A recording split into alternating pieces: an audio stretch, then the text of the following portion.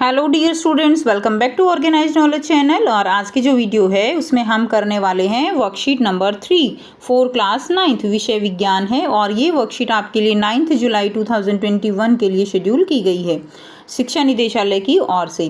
सो आज की जो वर्कशीट है बच्चों, उसमें हम कोशिका के बारे में, जो लास्ट वर्कशीट में हमने जो है स्टार्ट किया था, अब हम उसी को आगे कंटिन्यू करेंगे। लास्ट वर्कशीट में हमने पढ़ा था कि जो कोशिका है वो क्या होती है। हमने उसको जैसे दीवार होती है उसके एग्जाम्पल लेके समझा था। सो आगे इसी को कंटिन्यू करेंगे आज इस वर्कशीट में। सो वर्कशीट शुरू करने से पहले बेटा प्लीज़ चैनल को सब्सक्राइब कर लीजिए, बेल आइकन को प्रेस कर लो ताकि आप बच्चों को आने वाली हर वीडियो की नोटिफिकेशन वो समय से मिल जाए। सो स्टार्ट करते हैं आज की वर्कशीट, जिसका टॉपिक है कोशिका। रीना अपने घर के पीछे पार्क में खेल रही थी। उसके आसपास की विशाल विविधता ने उसका ध्यान खींचा, चाहे वह सजीव है या निर्जीव है। फिर उसने जीवित चीज़ों पर ध्यान केंद्रित किया। सभी छोटे कीड़े, तितलियाँ, यहाँ तक कि उसके दोस्त भी सभी जीवित प्राणी हैं। ठीक है, तो यानी जो भी छोटे कीड़े हैं, तितलियाँ हैं, वो सब क्या हैं बच्चों? सभी जीवित प्राणी हैं। तब उसने अपने चारों ओर सभी पौधे, पेड़, झाड़ियाँ देखी और महसूस किया कि ये भी जीवित हैं, लेकिन ये भिन्न कैसे हैं, यानी ये अलग कैसे हैं। यह वास्तव में मूल संरचना, जिसे क्या कहते हैं? कोशिका कहते हैं, की वजह से भिन्न है, जिसके द्वारा वह बने हैं। यानी सभी जो जीव जंतु हैं, पौधे हैं, वो सब किससे बने हैं? वो सब कोशिका से बने हैं। ठीक है, और इसी के कारण, कोशिकाओं के कारण ही जो सारा शरीर है वो क्या करता है? वो कार्य करता है। अब ये कोशिका कितने प्रकार की होती है? ये 2 प्रकार की होती है। एक होता है जंतु कोशिका और दूसरा है पादप कोशिका। यानी जितने भी जीव जंतु हैं उन सब के अंदर जंतु कोशिका, और जो पौधे हैं उनके अंदर पादप कोशिका होती है। फिर उसके दिमाग में कक्षा में लगा चार्ट जो है वो याद आया। आपकी कक्षा में भी जो है पादप कोशिका, जंतु कोशिका का जरूर चार्ट लगाया होगा आपने जब आप स्कूल जाते होगे। ठीक है, तो आप भी उस चार्ट को ध्यान कीजिए और सोचिए कि जंतु कोशिका और पादप कोशिका में क्या क्या अंतर हो सकता है। सो अब हम पहले दोनों के चित्र करेंगे। ठीक, सो बच्चों सबसे पहले हम पढ़ेंगे जंतु कोशिका के बारे में। जंतु कोशिका यानी कोशिका जो है उसके मेनली आप कह सकते हो 3 भाग होते हैं। ठीक है, सबसे पहला कोशिका झिल्ली, यानी बाहर की जो निर्माण किया गया है वो किया गया है कोशिका झिल्ली के द्वारा। उसके बाद इसमें क्या होता है? सेंटर में इसके अंदर होता है केंद्रक। तो ये तो हो गई बाहर की कोशिका झिल्ली। उसके बाद ये क्या है? ये है केंद्रक। और बाकी जो सारा इसके अंदर देखिए, ये जो सारा द्रव्य है ये पूरा का पूरा क्या है? ये सारा है कोशिका द्रव्य। यानी कोशिका के कितने अंग हो गए? कोशिका के 3 भाग हो गए। सबसे पहला भाग कोशिका झिल्ली, दूसरा भाग केंद्रक, तीसरा भाग हो गया कोशिका द्रव्य। अब जितने भी कोशिका अंग हैं वो सभी इस कोशिका द्रव्य के अंदर होते हैं। कैसे होते हैं? अब देखिए, पहले केंद्रक की संरचना कर लेते हैं। ये क्या हो गया? ये है केंद्रक। केंद्रक के अंदर ये आपको बॉल सी नज़र आ रही है, तो ये हो गया केंद्रिका। केंद्रक हमने कर लिया, तो ये क्या है? केंद्रिका। उसके बाद इसके अंदर का जो द्रव्य है, जैसे कोशिका द्रव्य है ऐसे ही केंद्रक द्रव्य हो जाएगा। इसके अंदर का जो द्रव्य है वो क्या हो जाएगा? केंद्रक द्रव्य हो जाएगा।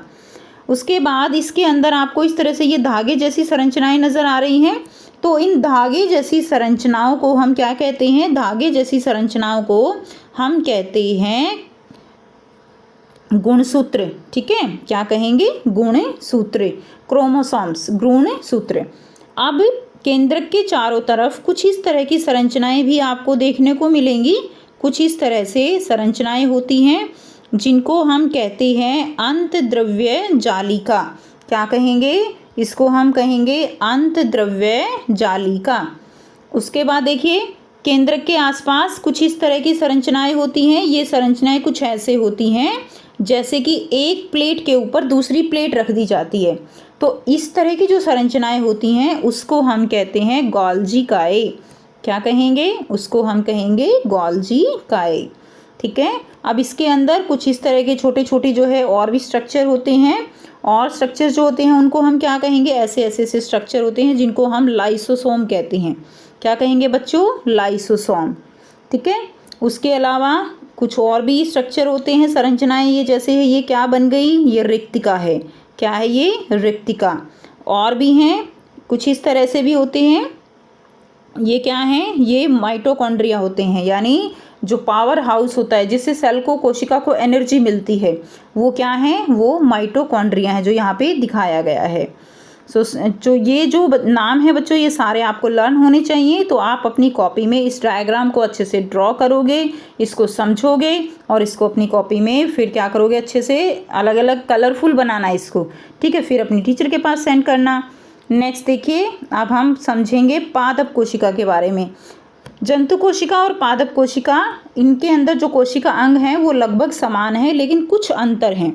अब जो ये है, ये क्या है, ये पादप कोशिका है, ठीक है। ये क्या हो जाएगी, ये हो जाएगी पादप कोशिका।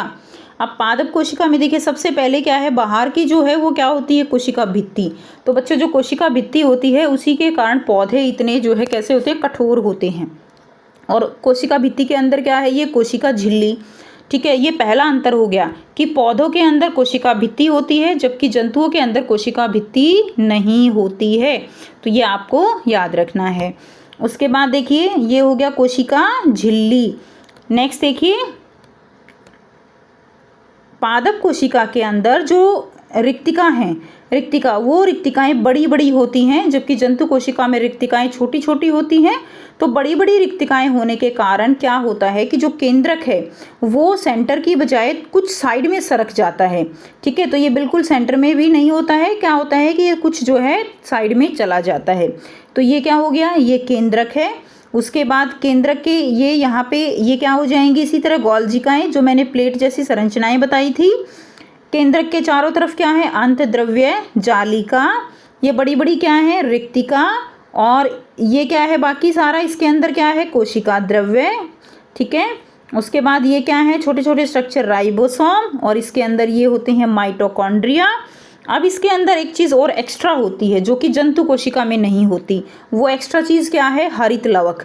हरित लवक यानी क्लोरोप्लास्ट। अब ये जो हरित लवक हैं ये पादप कोशिका में होते हैं, जिसके कारण वो अपना खाना स्वयं बनाते हैं, जिसके कारण प्रकाश संश्लेषण की प्रक्रिया होती है, ठीक है। तो ये हरित लवक जो क्लोरोप्लास्ट हैं ये पौधों के कोशिका में पाए जाते हैं। तो ये हो गई पादप कोशिका। अब हम इसमें अंतर करेंगे। अंतर क्या है, कोशिका भित्ति पाई जाती है पादप कोशिका में, जबकि जंतु कोशिका में कोशिका भित्ति नहीं पाई जाती। दूसरा अंतर है, पादप कोशिका में हरित लवक पाए जाते हैं, जबकि जंतु कोशिका में हरित लवक नहीं पाए जाते। पादप कोशिका में सेंट्रोसोम अनुपस्थित होते हैं, जबकि जंतु कोशिका में क्या होता है, सेंट्रोसोम जो है वो उपस्थित होते हैं।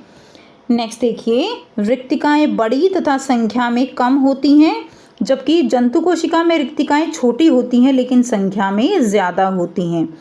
केंद्रक परिधि की ओर हो सकता है, यानी मैंने आपको बताया रिक्तिका बड़ी होने के कारण केंद्रक जो है वो साइड में चला जाता है, परिधि की ओर चला जाता है, लेकिन जंतु कोशिकाओं में केंद्रक जो है वो केंद्र में होता है। अधिकांश जंतु कोशिकाओं में केंद्रक केंद्र में होता है। बेटा यहाँ पे जो है लिख लीजिएगा, केंद्र में होता है। तो ये हो गया जंतु कोशिका और पादप कोशिका में अंतर।